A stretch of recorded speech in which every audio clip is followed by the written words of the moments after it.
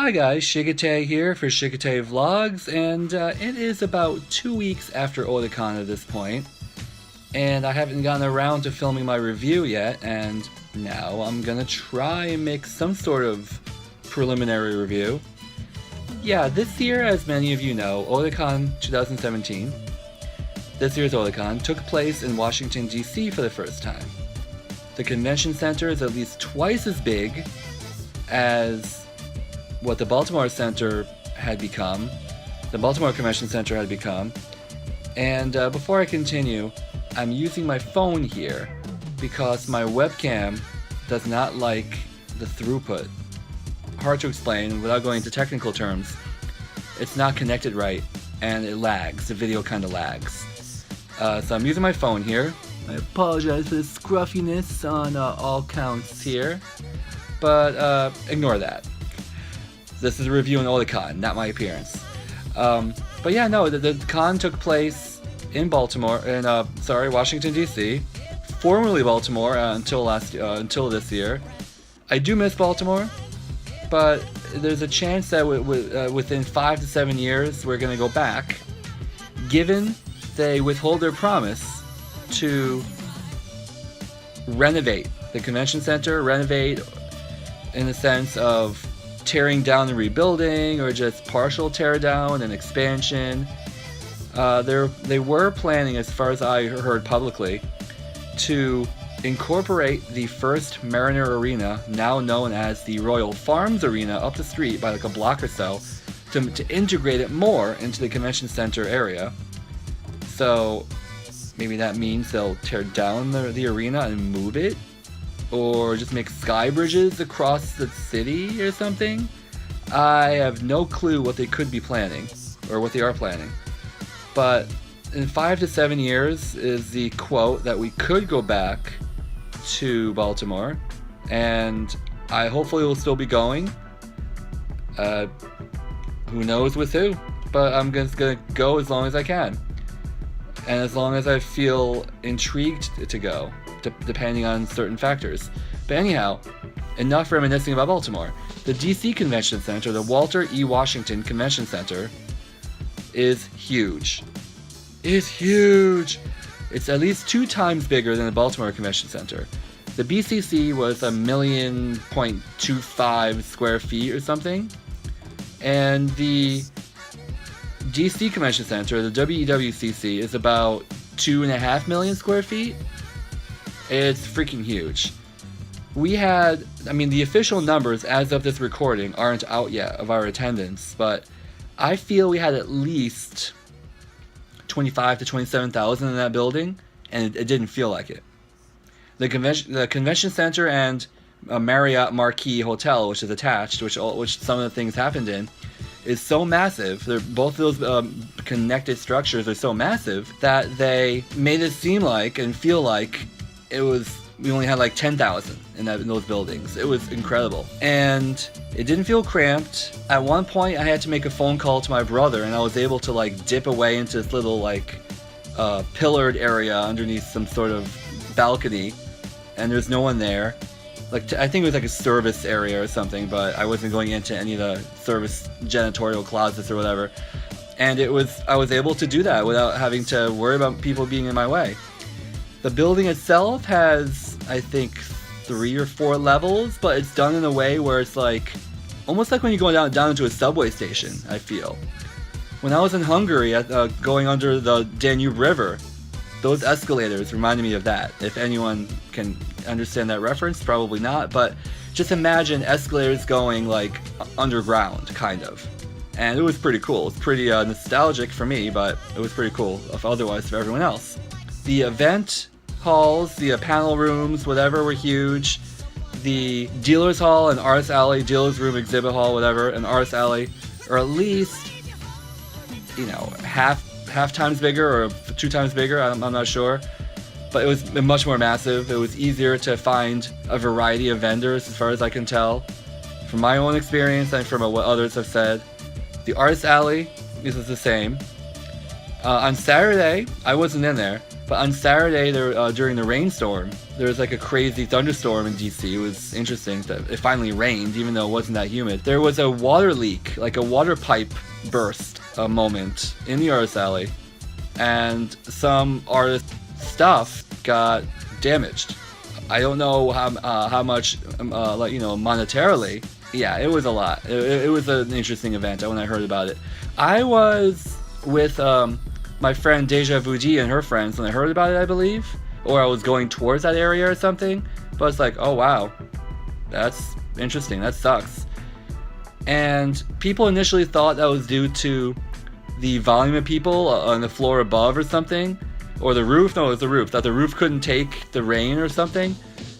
I don't know, but it had nothing to do with the amount of people in the building. But that happened. Let me see. Let's see. Is there anything else I want to mention? The food around DC, initially people thought around the convention center in that area of the city, people thought that there wasn't a lot of food in the area compared to Baltimore, where you have the convention center and then food all around it or next to it, etc. It's kind of out of the way, but not really. It's like a 5-minute walk to 7th Street Northwest, where there's restaurants like Nando's and Kofuku or Kufuku, or it's a new Japanese place. There's a Hooters there.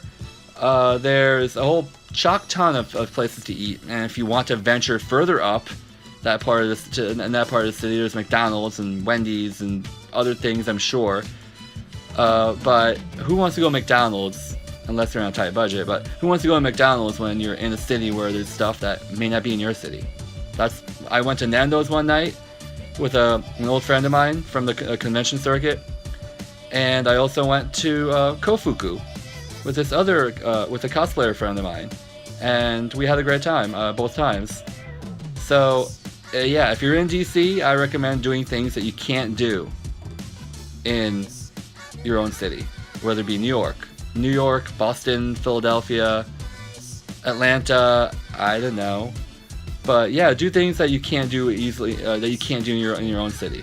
This was my first time, at least my first time as an adult, but my first recollective time being in DC. And my computer's making some interesting sounds because I forgot to mute. Too bad, I'm not re-recording this because I'm just going with the flow here. And yeah, no, I had an enjoyable first year at Otakon this year, first year in DC. And people were complaining about the bag check and everything, because this was the first time ever that Otakon has had to have a bag check implemented. And I don't like it, but I got used to it for the past 2 to 3 years, because at Anime Boston, my home con, they had to put that in due to certain events, which I won't mention because it's been mentioned so many times, and you can look it up. But certain things happened in that area of downtown Boston that they put in those security measures with metal detectors and stuff. The DCCC, the DC Convention Center, didn't put in metal detectors, but all they did, as I mentioned in my my vlog, which I'll put a card for, like up here somewhere, all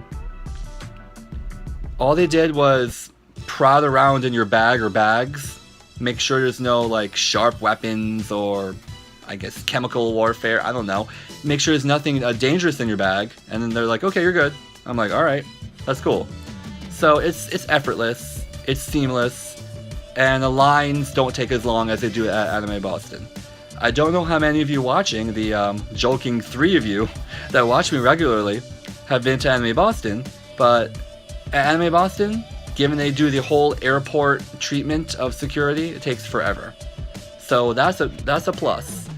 Good job, Washington, for hiring the security force or the convention center staff. They know what to look for and quickly, and not take forever on a single person. And also it helps that they had like 12 tables open for your bags to be put down and searched. Whereas at Anime Boston, for example, there's like 2. Not good for flow. That caused me to almost miss a photo shoot last year. That was not fun. But anyway, what other things can I say about DC and or this year's Otakon experience? I really have nothing bad to say about it, really. I mean, people were complaining about dumb things. I don't even know what they're complaining about right now. Dumb things like the lines. I mean, there's going to be a line at a popular convention. Either deal with it or just be quiet and go home. I hate to sound negative like that and conceited, but that's just the reality of things. A big event is going to have lines. There's a smaller chance that in this new building that the rooms are going to fill that quickly for a popular event, like a popular anime director or musical guest or whatever. But yeah, don't complain and just live with it, and you can just do something else. This year I actually didn't go to too many panels. I went to one panel, and it was about being an anime YouTuber and all the economics and techniques and how to be a YouTuber in general, but with the theme of using anime content. And that was cool. I went to the AMV contest, which was fun. Yeah, no. This was actually, as fellow YouTuber Cards344, of whom his friend and I inspired me to film this review now. They agree with me that I agree with them rather, that this was a good move. Like, literally a good move to the new building. I do miss Baltimore, like I said, but that we'll go back soon. And I want to close this video out by saying, wow, it's 12 minutes long. No, that's not what I want to say to close it out. I want to close this video out by saying, I recommend Otakon 2017. I know I said this in a vlog towards the end, but that was like me walking to get breakfast in my old hometown of Danbury, Connecticut. But I'll say it again in this video with the rest of the information I just gave and the advice I just gave. I recommend Otakon in DC. In 2018, the dates are August 10th to 12th. Basically the same weekend as what this year was, just skewed by a day, one on either side. So book your hotels when possible accordingly. And I hopefully will be able to cosplay again next year. Well, yeah, watch my vlog to learn why I'm saying that. And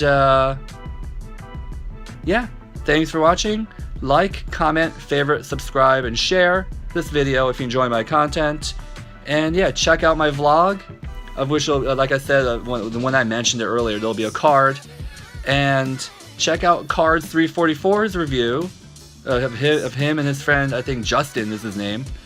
I'm looking over to the Discord server to see if he actually connected yet. No, he did not, because I invited him. He doesn't have to, but it'd be cool if he was there. But yeah, do all the things I mentioned, like liking and commenting and favoriting and sharing and subscribing. And have a great great afternoon, great evening, great morning, depending when you're watching this. It is about 6 p.m. on Monday the 21st of August, 2017, when I'm recording this, but have a good one wherever you are. Thanks, guys.